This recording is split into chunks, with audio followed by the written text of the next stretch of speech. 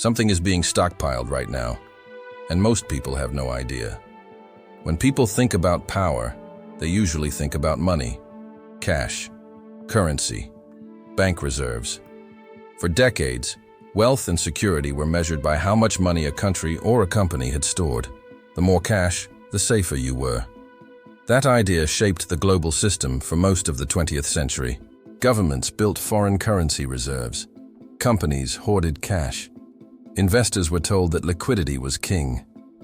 But that world is quietly changing. Today, the most powerful players are not racing to accumulate more money. They are racing to control something far more important: resources, infrastructure, and supply chains. And this shift is happening slowly, deliberately, and mostly out of the public spotlight. There are no dramatic headlines announcing it, no official declarations, just a series of decisions that all point in the same direction. To understand why, we need to look at how the old system worked.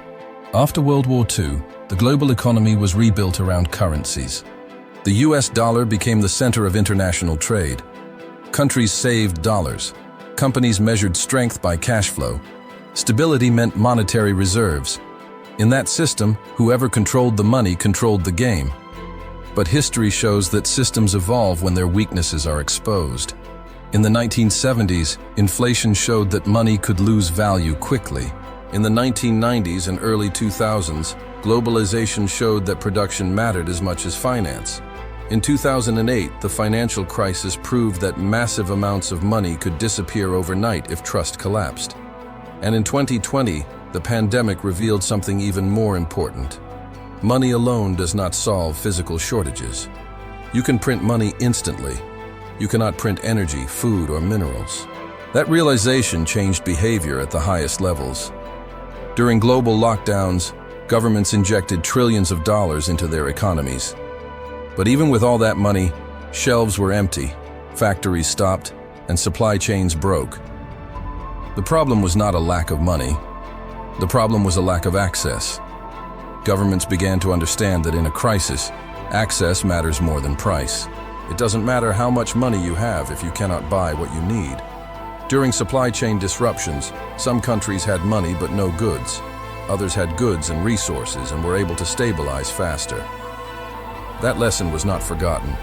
So instead of focusing only on cash reserves, countries started building strategic reserves of real things. Energy is a clear example. Oil, natural gas, and electricity infrastructure are no longer just economic assets. They are political and strategic tools.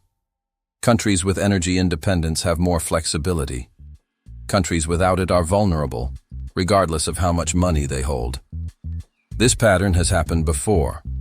In the past, nations stockpiled gold because gold represented trust. Later, they stockpiled oil because oil powered the industrial world. Today, the list is longer and more complex. Lithium for batteries, copper for electrification, rare earth elements for technology, water access, agricultural capacity, logistics hubs, semiconductor supply chains. These are the new reserves. Governments are signing long-term contracts, buying land, acquiring mines, and investing directly in extraction and production. This is not speculation. This is preparation.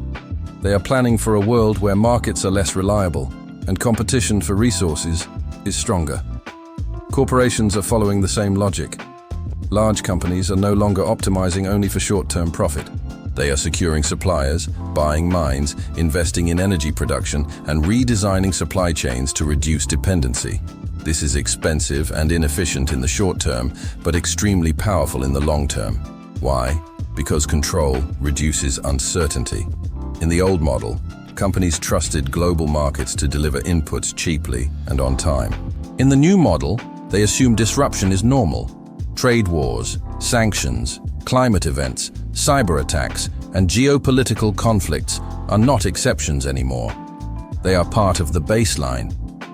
And in that environment, controlling resources is safer than holding cash. Money still matters, of course, but money is becoming secondary to access. The value of money depends on what it can buy. When resources are scarce, money loses negotiating power. When resources are controlled, money flows toward those who control them. This is why we see governments investing heavily in infrastructure. Ports, railways, energy grids, data centers, and storage facilities are being treated like national security assets. They don't look like traditional wealth, but they determine how wealth moves. In history, whoever controlled trade routes controlled empires. Today, whoever controls logistics and supply chains controls economic outcomes. Another critical shift is food security. For decades, food was treated as a global commodity. Countries imported what they needed and assumed markets would always provide. But recent disruptions showed how fragile that system is. As a result, governments are protecting farmland, regulating exports, building grain reserves, and investing in domestic production. Food is no longer just a commodity. It's a strategic asset. Technology plays a key role in this shift. Advanced economies are realizing that control over technology inputs matters just as much as finished products. Chips, sensors, software infrastructure, and data centers are becoming part of national strategies. Whoever controls the building blocks of technology controls the pace of growth. All of this leads to a simple but uncomfortable truth.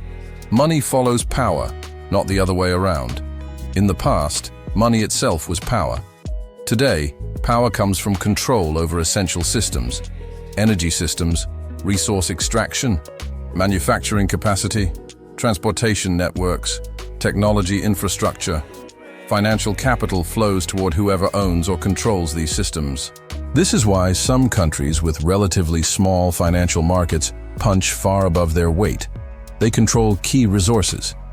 And this is why some wealthy economies feel fragile despite high GDP numbers. They rely on systems they don't fully control. History supports this pattern. When Rome controlled grain routes, it ruled the Mediterranean. When Britain controlled coal and shipping, it dominated global trade. When the United States controlled oil production and industrial capacity, it shaped the 20th century. Each era rewards control over what the world depends on. We are entering a new era where dependence is dangerous and resilience is priceless. For investors and individuals, this matters more than most people realize.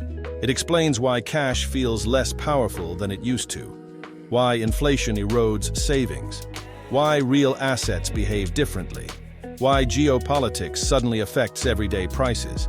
The system is not broken, it's transforming. The biggest mistake is thinking this is temporary. It's not. This is a structural shift. Governments are planning for decades, not quarters. Companies are redesigning strategies around long-term security, not short-term efficiency.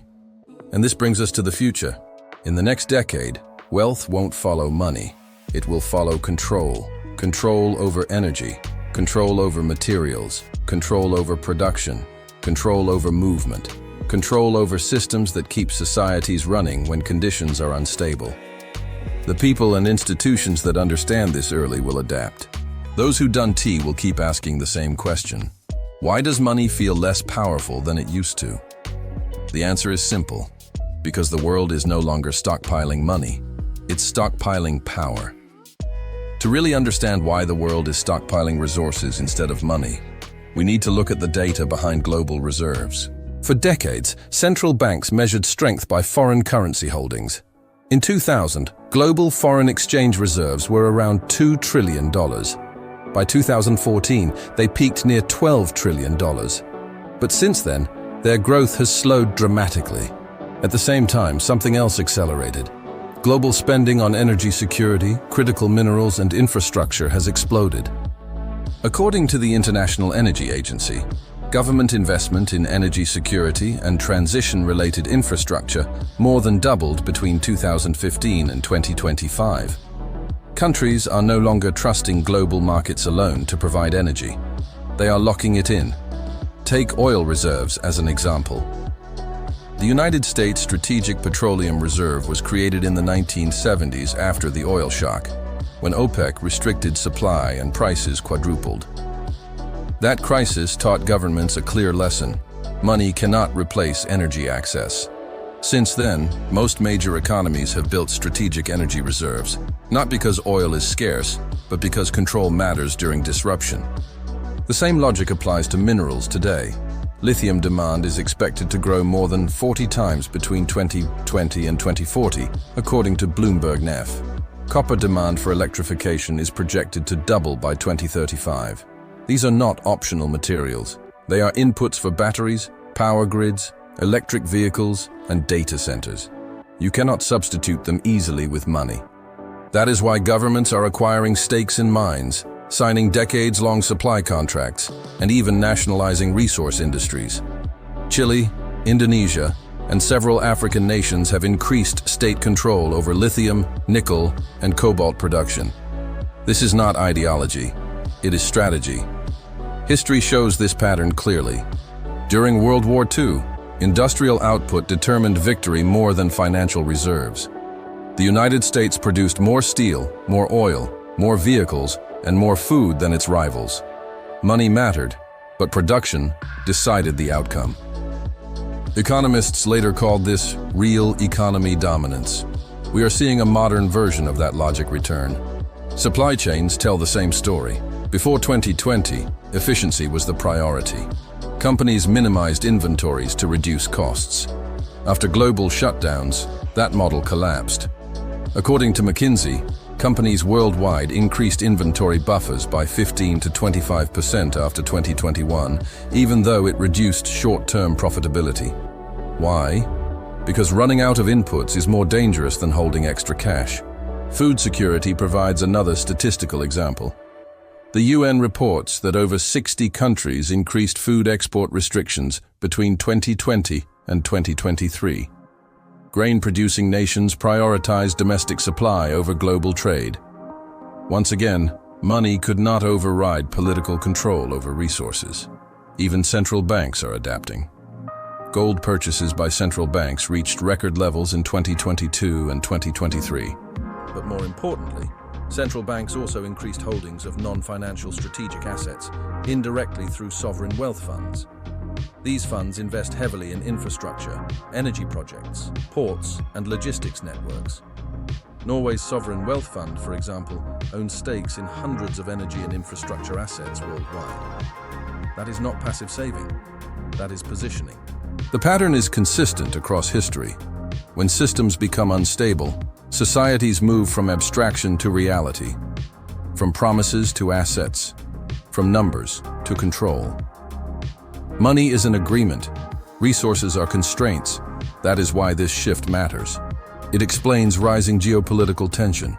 It explains industrial policy returning after decades of free trade. It explains why governments talk about strategic autonomy instead of efficiency. And it explains why wealth feels different today. This is not the end of money. It is the end of money as the ultimate reserve. The next global cycle will not be defined by who prints the most currency, but by who controls what the world cannot function without. And that is why the world is quietly stockpiling something far more powerful than gold: control.